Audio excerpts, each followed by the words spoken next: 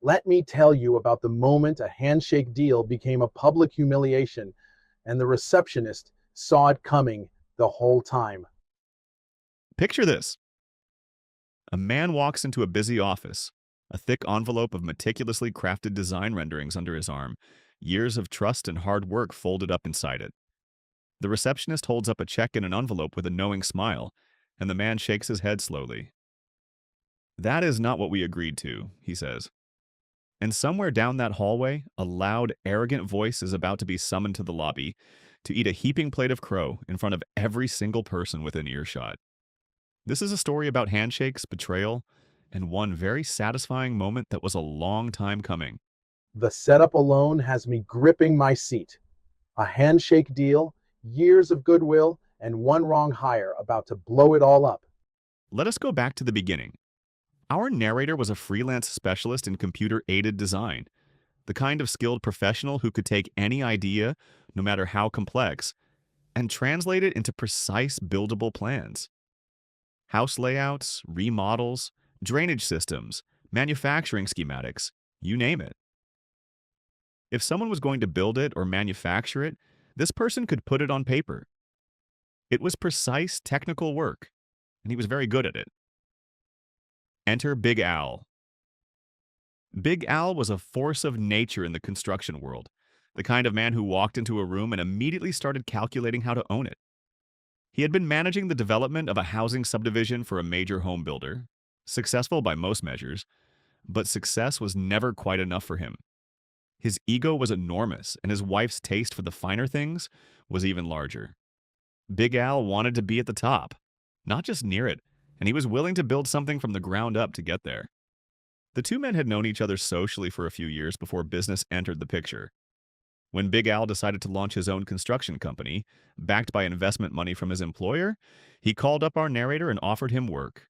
The company needed building permit drawings and custom home plans, and their in-house design person was swamped. Our narrator jumped at it. He knew that type A personalities like Big Al tend to climb, and climbing men take their trusted people with them. The arrangement was simple and at the time felt solid. No formal contract, just a handshake and a shared understanding that they would be honest and fair with each other.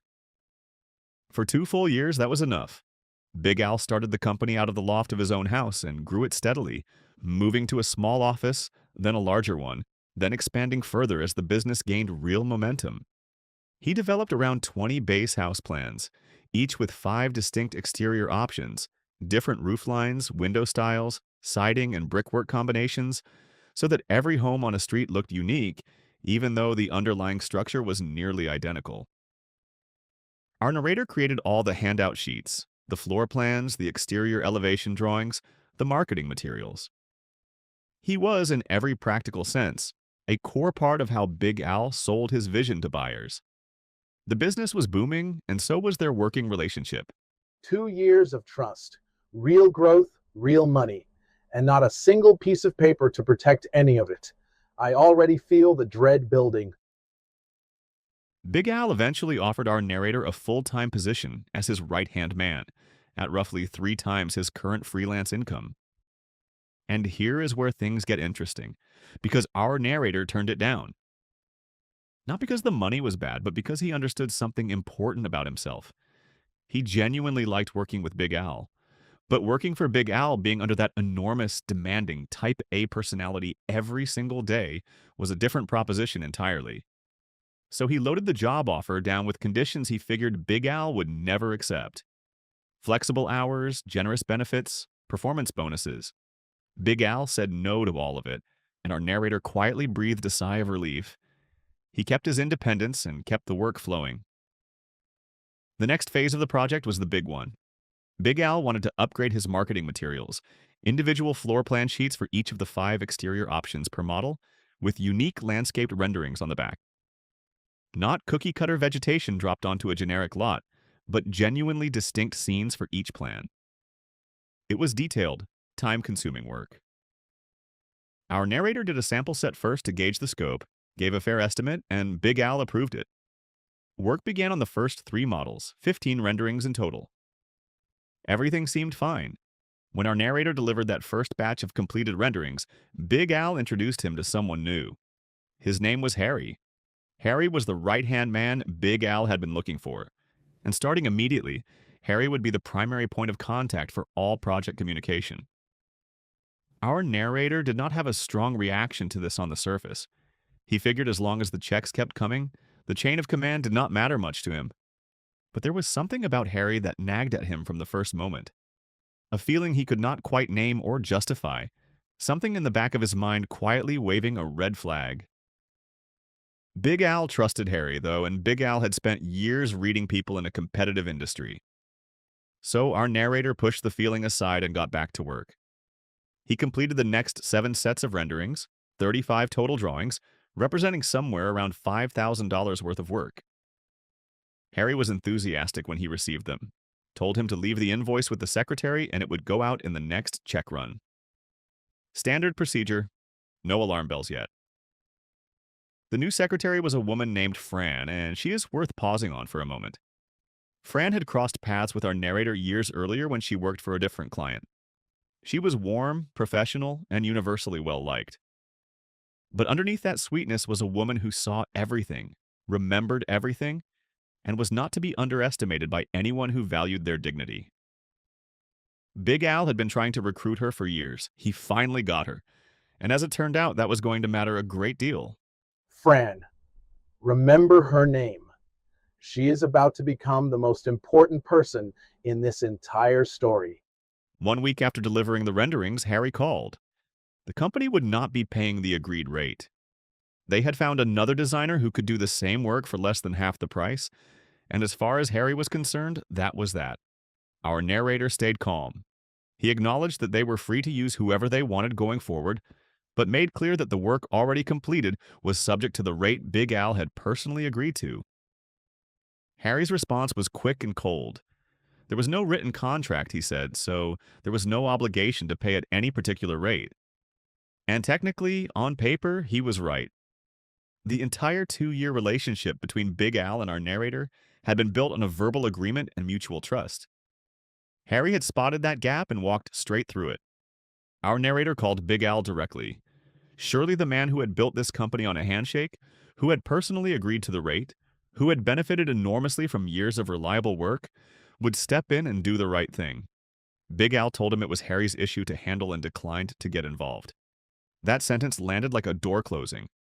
Our narrator sent a formal email to both men, copied to each other, stating clearly that he expected payment at the agreed rate and would not be completing any further work until that happened. Harry's reply accused him of price gouging the company from the start and framed himself as the hero who had finally exposed it. Big Al said nothing. Then Harry made a mistake. He reached out asking for the digital data files behind all the floor plan drawings. The new, cheaper designer needed them to avoid starting from scratch, and Harry expected them to simply be handed over. Our narrator declined.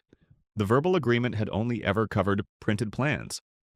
The underlying data files were work product that he retained, and without a written contract specifying otherwise, he had no legal obligation to turn them over.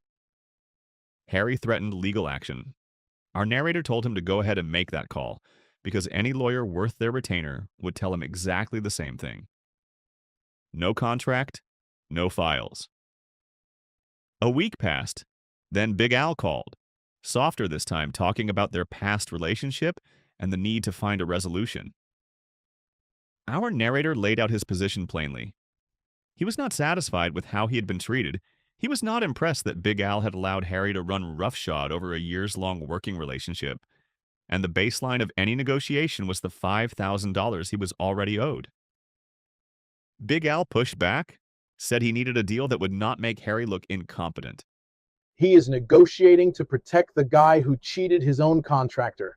The audacity is unreal, but this is where it gets good. Our narrator told him plainly that no deal in the world would change the fact that Harry was incompetent, and he could not believe Big Al was working harder to protect Harry's reputation than to honor his own word. But a deal was struck. $2,000 for the completed renderings, $3,000 for the data files, totaling the full amount owed. But our narrator added 3 conditions before he would shake on it. First, the payment and handoff would happen the following week, not at the end of the normal billing cycle. Second, Harry specifically, not Fran, not an assistant, Harry himself would hand over the check and take possession of the work. Third, Harry would apologize for how he had handled the situation. Big Al agreed to all of it. The day arrived. Our narrator walked into the office and Fran was waiting at the reception desk, holding up an envelope with a check inside it. He shook his head. "That is not what I agreed to," he said. Fran smiled with the calm expression of someone who had already seen this coming and had tried to warn the relevant parties. She picked up the phone and called back to Harry's office, letting him know his visitor had arrived and was ready for the handoff. The voice that came through the phone was loud enough to carry down the hallway.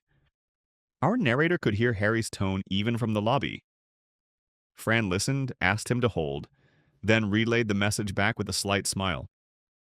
She told Harry that her visitor said he needed to honor the deal or the drawings were walking back out the door with him. A pause. Then she hung up and announced in a perfectly clear, caring voice that Harry would be right out. What happened next was the moment that made everything worth it. 3 office doors were visible from the reception area. The people inside each one had gone very quiet. Heads had turned slightly, ears were tuned. This was clearly not Harry's first public reckoning in this lobby, and everyone within range understood exactly what was about to happen. Harry walked out, took the check from Fran's hand, delivered an apology that sounded like it had been dragged out of him with great effort, and handed it over. Our narrator set the renderings and the data files on Fran's desk and walked out. He walked in with his work under his arm and walked out with his dignity and his check. Harry never saw it coming. In the months that followed, Fran filled in a few of the blanks when they crossed paths socially. Harry, it turned out, had a habit of treating people badly, and the lobby apology was a recurring feature of his tenure at the company. Our narrator had not been uniquely targeted. He had simply been the latest in a pattern that everyone in that office had already mapped out and quietly despised. Fran made no secret of her hope that Harry would eventually give Big Al a reason significant enough to justify firing him. That reason came about a year later. Harry had been systematically replacing Big Al's established network of subcontractors with people from his own past, and those new contractors had been inflating their invoices and splitting the extra money back with Harry as kickbacks. Big Al discovered it, took Harry to court, and won. But the victory was not clean. The lawsuit was expensive, damaging, and cost Big Al several genuine long-term relationships with contractors who had been loyal to him before Harry arrived. The business survived, but barely, and the personal cost was significant. As for our narrator, he had recovered his $5,000, but still felt the sting of the project he never got to finish. The remaining work, another $5,000 worth, had walked out of his professional life the day Harry picked up the phone to cut him out. He and Big Al continued to cross paths socially, but kept a polite distance. And our narrator carried a quiet, patient resolve that if the opportunity ever presented itself, the ledger would be balanced. He did not have to wait forever. 3 years later, Big Al called again with a new project, and that story is one for another day. There is something deeply satisfying about watching the kind of person who weaponizes fine print eventually get cornered by their own game. Harry thought the absence of a written contract was a door he could walk through freely. What he did not account for was that the same absence of a contract meant our narrator owed him absolutely nothing. Not the files, not the cooperation, not the silence. Every single thing Harry assumed he could take without paying for turned into leverage he had to buy back, publicly, with an apology on top. If you have ever been the person who trusted a handshake and got burned for it, this one is for you. Drop a comment and let me know whether you think Big Al ever truly earned back any respect, or whether that second phone call 3 years later was just another setup in the making. And if you want to hear what happened when he picked up that call, make sure you are subscribed because that chapter is coming.